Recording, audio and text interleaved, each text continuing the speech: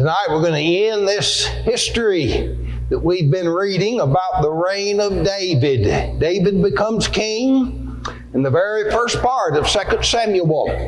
And tonight we're going to read about his death, how he leaves the kingdom to his son Solomon. And then there's a few things Solomon's going to have to take care of as he becomes king. And so we'll read about some of that as well. 1 Kings chapter 2. A lot of time you'll hear the word, the king is dead, long live the king. And that usually occurs when there's a transfer there of the throne, and generally it's from the king to the eldest son of the king, but not always, and it wasn't in this case. And if you remember last Sunday night, it was Adonijah, the king's other son, an older son, that tried to usurp the authority and become king instead of Solomon. And David, by some very quick action, was able to make Solomon king. And Adonijah comes to Solomon and says, don't hold this against me. And Solomon says, you just go home. Well, we're going to read what happens to Adonijah and a few others as we get into the lesson tonight. So, David's last words to Solomon. Now the days of David drew nigh that he should die. And he charged Solomon his son, saying, I go the way of all the earth. I think we ought to stop that right there. All the earth. He's talking about all of us on this earth. Is appointed unto all men once to die, isn't it? And David is an old king now, and he's accepted that he is going to pass on. And he knows, remember when his son died, he said, I shall go to him, he shall not come to me.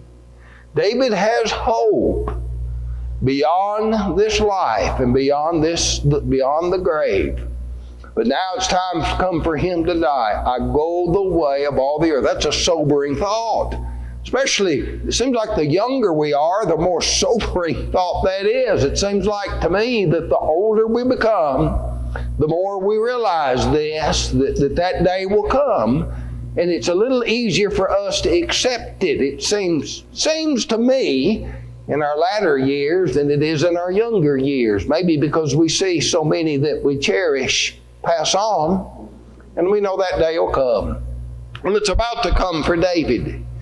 And his last words to Solomon are, be strong, therefore, and show thyself a man. To say that today, in our world today, some people think you're just a sexist, aren't you? What do you mean, show thyself a man? In fact, that would almost be a bad thing. We remember it wasn't too long ago we heard about toxic masculinity. And that had very different ideas about what that was, depending on how it was used. And some was the idea that, men need to behave themselves and not abuse women, and everybody would amen that. But some of it was, men shouldn't even act like men. David says, you show yourself to be a man. There's something admirable about a man that knows how to be a man.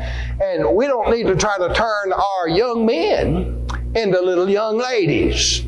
We need to let them be men and encourage them to be men.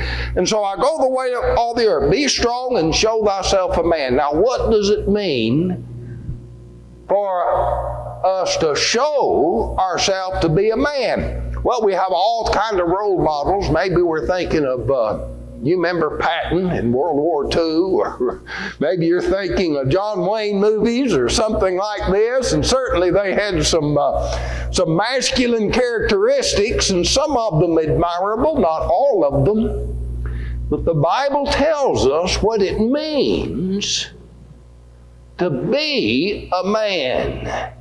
And it's right here. He says, keep the charge of the Lord thy God, to walk in his ways, to keep his statutes and his commandments and his judgments and his testimonies as it is written. They had certain parts of the Bible already. They didn't have 1 Kings and 2 Kings. They probably had the book of Job. They had the Psalms that David had written. They had the books of Moses. They had, that'd be Genesis, Exodus, Leviticus, Numbers, Deuteronomy, Joshua, and Judges, and Ruth, and probably 1 Samuel, a good bit of it. How much other the Scripture they had? Maybe not much. But already there was enough written to understand what God expected out of man. And so if you want to be a man today, the way you do that is you keep the charge of the Lord thy God. You walk in His ways and keep His statutes and His commandments and His judgments and His testimonies as it is written. God expects us to go to what is written and to be able to learn from what is written how we are to behave ourselves before God and among fellow men. And it's not always an easy thing to do, is it? It takes a man to be a Christian. And it takes a godly woman to be a Christian lady as well. And those who write off Christianity as something of weakness, they haven't tried it, have they? Show thyself a man. What good advice for every father to give to the son. You do what is written. If you can do that, you'll show yourself to be a man. And then he says, as is written in the law of Moses, that thou mayest prosper in all thou doest, and whithersoever thou turnest thyself. That is the way to have a successful life. Now, it's true.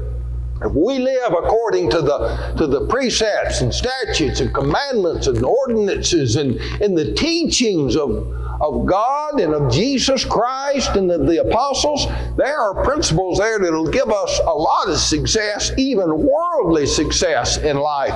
But worldly success is not the ultimate criteria of success, is it? Real success is spiritual success. And if you go through life and man, you become excellent in what you do. And people recognize that and honor that. And you're able to accumulate great riches. And all the world praise you for an outstanding community leader, an individual, and then you die and go to hell. You are a failure. But if your choice, if your role in life is to struggle and to suffer and to be rebuked and to be despised, then you die and you go to heaven. Your life is a success. Look at that story, the rich man and Lazarus. Who would you rather be? The man that fared sumptuously every day in this life and then ended in torment? Or the beggar that ate the crumbs that fell from the rich man's table and wind up with the comfort of Abraham in paradise? Well, of course, you want the latter. And so the criteria of success that we need to strive for is not a worldly criteria.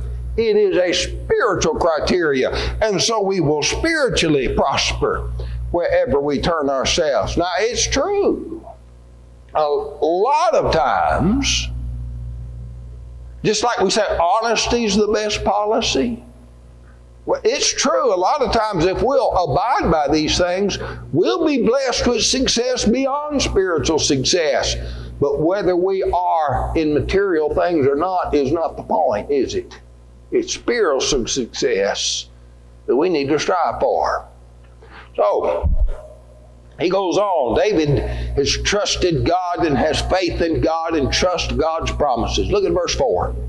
That the Lord may continue his word which he spake concerning me, saying, if thy children take heed to their way, to walk before me in truth with all their heart and with all their soul, there shall not fail thee, said he, a man on the throne of Israel. And then he turns to Joab. Moreover, thou knowest also what Joab, the son of Zeruiah, did to me. Remember how Joab was part of that latter conspiracy with his son that tried to usurp Solomon's throne? You know what Joab did? And what he did to the two captains of the host of Israel, unto Abner, the son of Ner, and unto Amasa, the son of Jether, whom he slew and shed the blood of war in peace. And both times there was a chance that David could have made peace with these enemies, but Joab went out and slew them. He put the blood of war upon his girdle that was about his loins, and in his shoes that were on his feet. Therefore do according to thy wisdom, and let not his hoar head go down to the grave in peace. Oh, gray-headed Joab now. What David's telling Solomon to do is, you need to kill him. Joab's a good example of what our Lord says, they that live by the sword will die by the sword. But not just Joab. He says, show kindness unto the sons of Barzillai the Gileadite, and let them be of those that eat at thy table. For they came to me when I fled because of Absalom thy brother. Remember old Barzillai, the old man that took care of David, brought him provisions, sent his servant to be with David's table? Well, David remembers the kindness showed to him, and now you take care of that Barzillai family. What about Shimei? Now, Shimei is the man that cursed David when he was fleeing Absalom. And here's what David says about Shimei. You got to think here, David's looking after his son Solomon. He wants Solomon to make sure these things that can threaten him will not be a problem to him. Maybe it's some things David should have taken care of himself. But now he's letting Solomon know, this is what you need to do, son. And behold, thou hast with thee Shimei, the son of Gera, a Benjamite of Bahurim, which cursed me with a grievous curse in the day I went out to Mahanaim. But he came down to meet me at the Jordan. That's when David was on his return. And remember, Shimei was penitent, and David promised that he wouldn't kill him. But David, he's going to mince his words here. He said, I swear to him by the Lord, saying, I will not put thee to death with the sword. But then look what he tells Solomon to do. Now therefore hold him not guiltless, for thou art a wise man, and knowest what thou oughtest to do unto him, but his hoar head bring down to the grave with blood. I promised I wouldn't kill him, but Solomon, you need to do it. When David was making his return to Jerusalem, his main concern was for his kingdom, and he didn't want a lot of bloodshed, and he wanted everything to go peaceful, and he swore, I won't kill you, Shimei. But now he's telling Solomon, you take care of him. And so David dies with those words. 2 Kings chapter 2, verses 10 through 12. David slept with his fathers. Beautiful way to think about death, isn't it? It's a sleep. Now, we know the soul is aware and awake. The rich man was, and Lazarus was, but the body is going to go to sleep. And the body is going to return to the dust. But the soul returns to the fathers, doesn't it? David slept with his fathers and was buried in the city of David. And the days that David reigned over Israel were 40 years. 7 years reigned he in Hebron, and 33 years reigned he in Jerusalem. Then sat Solomon on the throne of David his father, and his kingdom was established greatly. Now the rest of the chapter shows how Solomon's going to begin his reign. I want you to remember this. Solomon's a young man. We don't know his exact age, but we can estimate it. It'd be within 5 years, probably of 20 years old. Probably about 20 years old. And here he's just had those even before he became king, trying to thwart him and become king instead of him. And it would be at the cost of his life and the life of his mother, remember, if others became king. And so what's the young man going to do? Well, we may not approve of what Solomon's going to do here, but Solomon is definitely going to establish himself as the king, and you're going to learn real quick, don't mess around with Solomon. Here he goes. Adonijah, the son of Higgith, came to Bathsheba, the mother of Solomon. Remember, that's his older brother, the one that tried to be king. And she said, comest thou peaceably? And he said, peaceably. Wonder why she'd have to ask him if you're coming peaceably. There's evidently some tension going on here with Adonijah still alive. Solomon said, you go home. But he just tried to be king. Now, he makes a rather odd request here. He said, moreover, I have somewhat to say unto thee. And she said, say on. He said, thou knowest that the kingdom was mine. He thought, I had this. This was going to be my kingdom. Thou knowest that the kingdom was mine, and all Israel set their faces on me, that I should reign. Howbeit the kingdom is turned about and become my brother's, for it was from the Lord. Now he knows that's what the Lord wanted, Solomon to be king. It was mine. I had it. But the Lord changed that. But now I ask one petition of thee. Now he's talking to Solomon's mother. He says, I have one petition of thee. Deny me not. She said to him, say on. He said, speak, I pray thee, unto Solomon the king, for he will not say to thee nay, that he give me Abishag the Shunammite to wife. And Bathsheba said, well, I will speak for thee unto the king. Abishag. That was the young damsel that they got when David was old and cold and thought she could keep him warm. So she'd been in bed with the king. Now he knew her not. But there was a thing about being able to take one of the king's wives or one of the king's concubines to elevate your standing. And so he's saying, let me have Abishag to be my wife. Bathsheba, she went and did this.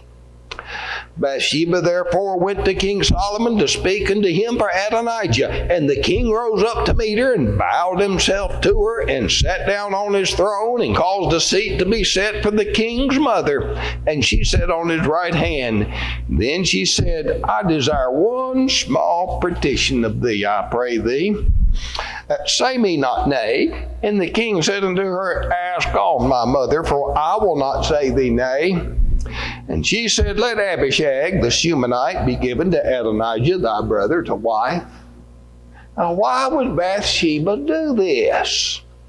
Well, mother maybe thought this is a way to make peace between these two boys, between my son and my stepson here, or however she would regard Adonijah. But Solomon doesn't see it that way. King Solomon answered and said to his mother, why dost thou ask Abishag the Shunammite for Adonijah? Ask for him the kingdom also? For he's my elder brother, even for him, and for Abiathar the priest, and for Joab the son of Zeruiah. Remember, Abiathar and Joab, they wanted him to be king instead of Solomon. King Solomon sware by the Lord, saying, God do so to me and more also, if Adonijah have not spoken this word against his own life. Now therefore, As the Lord liveth, which has established me and set me on the throne of David my father, who hath made me an house, as he promised, Adonijah shall be put to death this day. And King Solomon sent by the hand of Benaiah, the son of Jehoiada, and he fell on him that he died. Pretty ruthless, isn't it? You remember this Benaiah. He was one of David's great men that became David's bodyguard. And now he's going to become Solomon's hitman. So that took care of us. Remember now, Solomon killed his brother. That's what he did. And had Benaiah to do so. Verse 26. And unto Abiathar the priest. He's the priest that went with I keep getting the name here, Adonijah. And Abiathar the priest said to the king, Get thee to Anahoth unto thine own fields, for thou art worthy of death. But I will not at this time put thee to death, because thou bearest the ark of the Lord before David my father, and because thou hast been afflicted in all wherein my father was afflicted. So Solomon thrust out Abiathar from being priest unto the Lord, that he might fulfill the word of the Lord which he spake concerning the house of Eli in Shiloh. Now Abiathar was a descendant of Eli. You might remember back, we didn't study it in this history, but back in 1 Samuel, Eli did not discipline his sons, and they were evil. And God said, I'm going to take the priesthood away from Eli and his sons and give it to a better man. The story is told in 1 Samuel 2, 27 through 36. Now, I have it up here, but I'm not going to read it all. But what it says is that he is going to take care of that and make sure. Look at verse 35. 1 Samuel 2 and verse 35. I'll raise up me a faithful priest that shall do according to all which is in mine heart and in my mind, and I will build him a sure house, and he shall walk before mine anointed forever. So the high priesthood changes from Eli and his household, and it goes over to Zadok, the one that stayed loyal to David. And now the descendants of Zadok are going to be the high priest. And it fulfills this that we read in 1 Samuel 2 and verse 35. Joab. Then tidings came to Joab. For Joab had turned after Adonijah, though he turned not after Absalom. And Joab fled to the tabernacle of the Lord and caught hold of the horns of the altar. Remember, that's sort of considered base there. You're supposed to be safe there. Is Joab going to be safe? It was told King Solomon that Joab was fled to the temple of the Lord, and behold, he is by the altar. And Solomon sent Benaiah, the son of Jehoiada, saying, Go fall on him. Benaiah came to the tabernacle of the Lord and said unto him, Thus saith the king, Come forth. He said, Nay, but I will die here. And Benaiah brought word to the king again, saying, Thus saith Joab, and thus he answered me.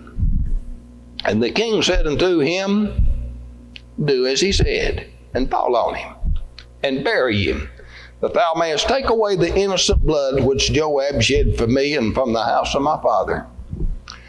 And the Lord shall return his blood upon his own head, who fell upon two men more righteous and better than he. He slew them with a sword. My father David, not knowing thereof, to wit, Abner, the son of Ner, captain of the host of Israel, and Amasa, the son of Jether, captain of the host of Judah.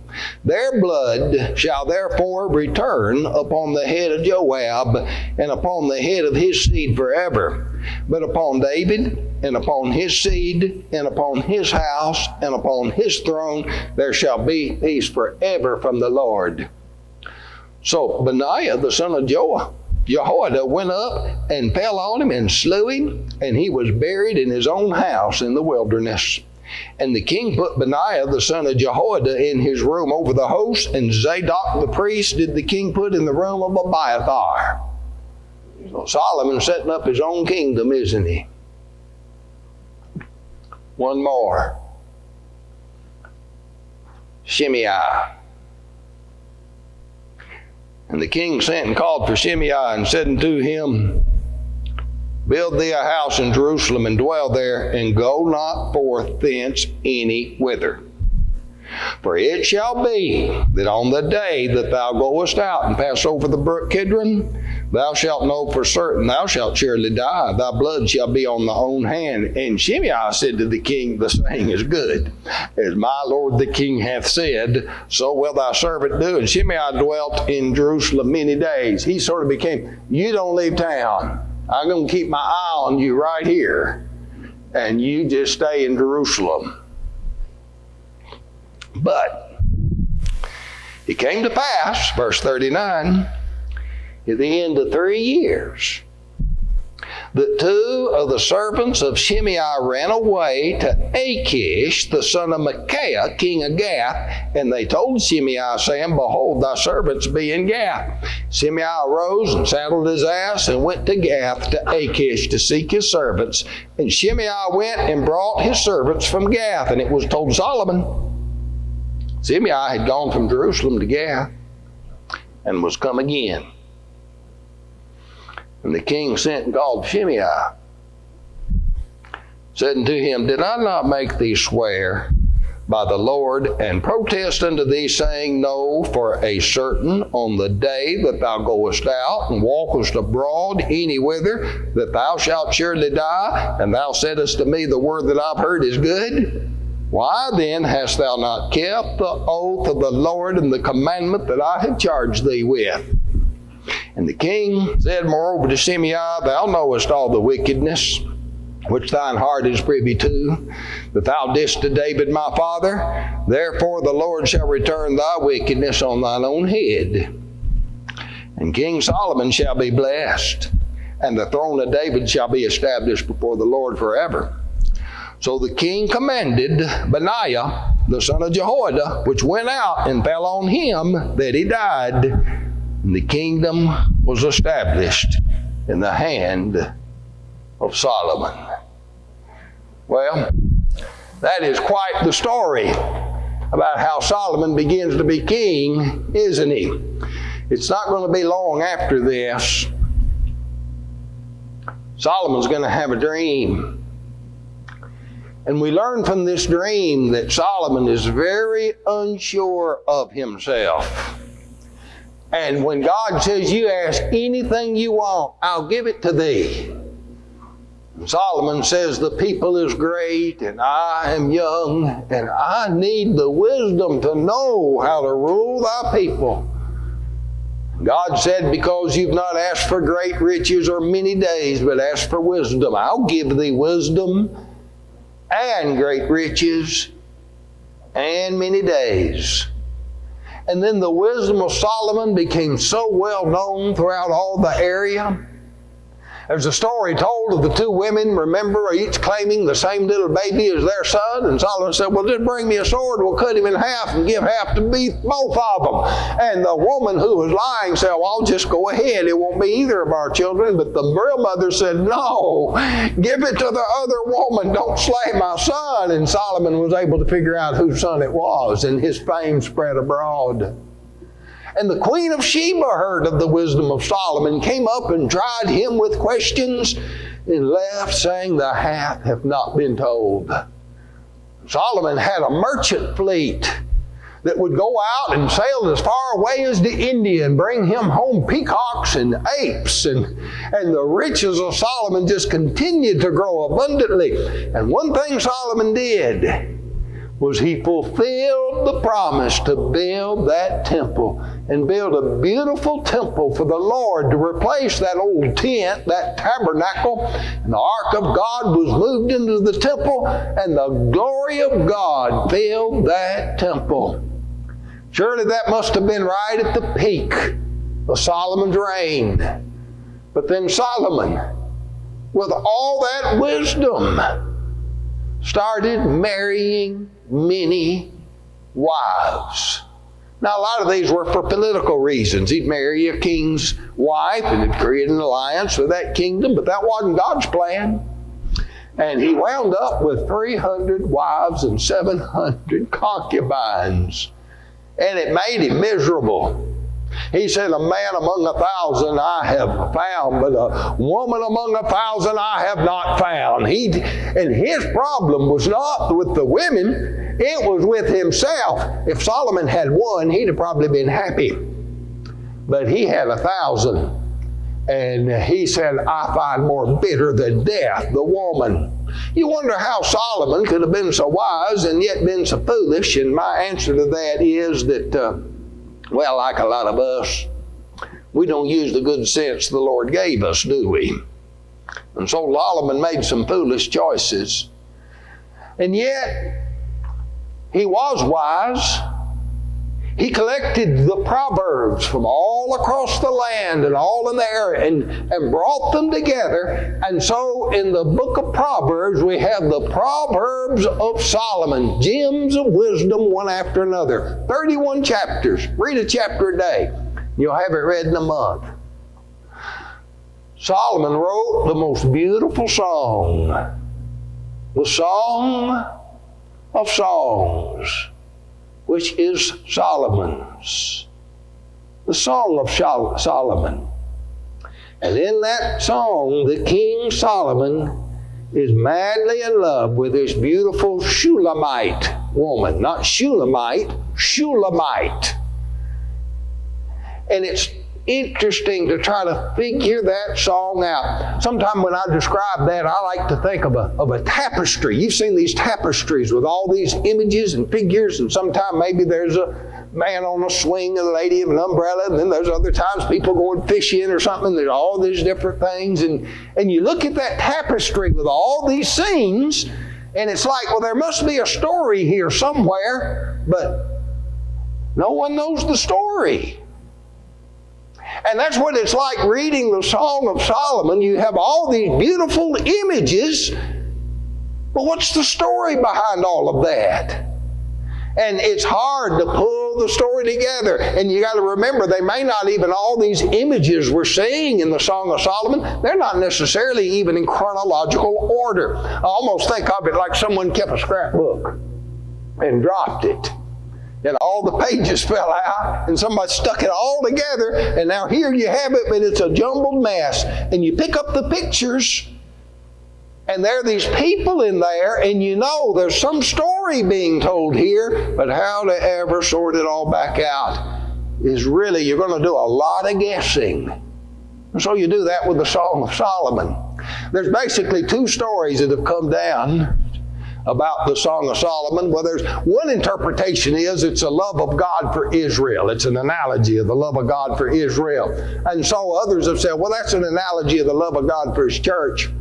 But some say, no, it's a love of Solomon for this Shulamite woman. And it's about their love together. But others say, no, read it again. There's a shepherd in there. Some say it's the love of Solomon for the Shulamite, but the love of the Shulamite for her shepherd. And Solomon is singing the blues in this song. Oh, it'd be fascinating to go through all the different pieces of it, but I won't tonight. One more thing Solomon left us with is the book of Ecclesiastes. Another book of wisdom, which he's an old man, and he's talking to young people. And he said, listen, young folks, I tried it all, and it's all vanity and vexation of spirit. The conclusion of the matter is fear God and keep His commandments. And wasn't that what David told him to do?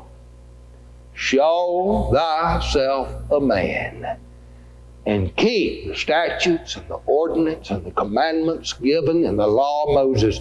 And if Solomon had stuck with that, he'd have saved himself from many miseries. But before he dies, he's warning the young people, you remember your Creator in the days of your youth.